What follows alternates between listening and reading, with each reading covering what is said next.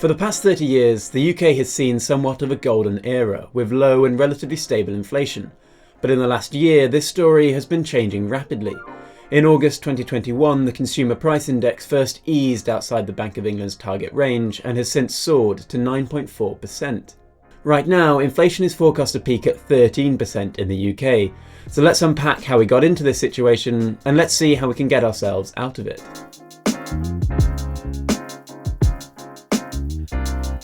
The first period of inflation happened as the UK emerged from the COVID-19 pandemic. The Bank of England put this down to having a tight labour market, and the data certainly supports this.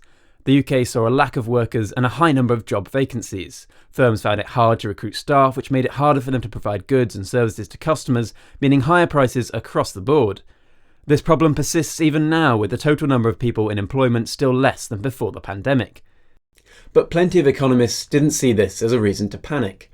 Inflation was only slightly above target, and likely more people would return to work as life got back to normal. Then Russia invaded Ukraine. This, and the international sanctions that followed, pushed up the price of oil and gas, as well as many foodstuffs like wheat and cooking oils across the globe. And that takes us to where we are now, and like many economies, the UK is suffering high inflation and teetering on the edge of a recession.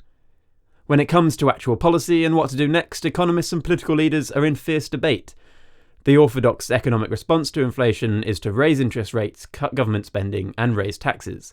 These actions all have the effect of slowing down the economy, thereby putting less pressure on companies and their supply lines, so they don't have to keep putting up prices. One problem though, the UK is on the edge of recession already, and slowing the economy to stop inflation will only make that worse. This is why some economists recommend moving these three levers in different directions to stimulate parts of the economy while still reducing demand and easing supply-side problems.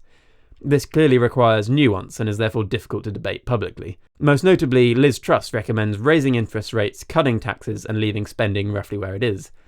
The rise in interest rates would slow down the economy by making borrowing more expensive, while tax cuts could provide some stimulation to the economy, but they'd need to be well targeted. Tax cuts that affect almost everyone, like income tax or national insurance, would likely serve to just counteract any interest rate rises without actually solving some of the issues in the country.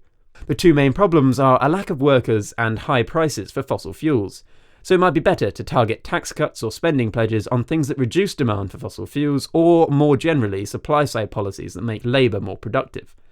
For example, a generous subsidy scheme to help people insulate their homes or upgrade their heating systems would reduce demand for oil and gas, as well as stimulate the economy through the recession.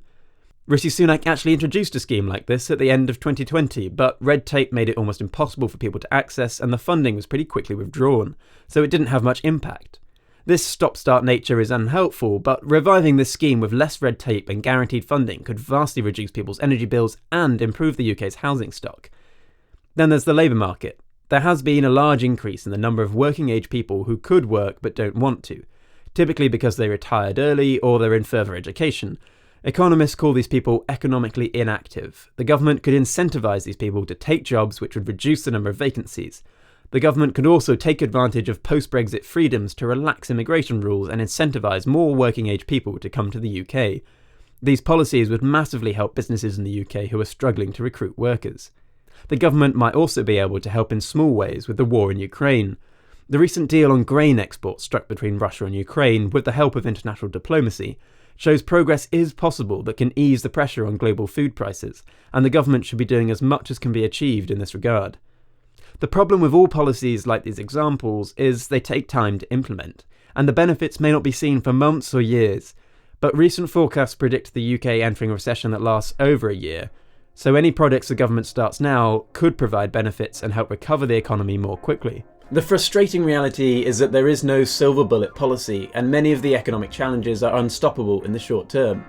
But there are policies the government could begin work on right now that would yield results in the medium to long term.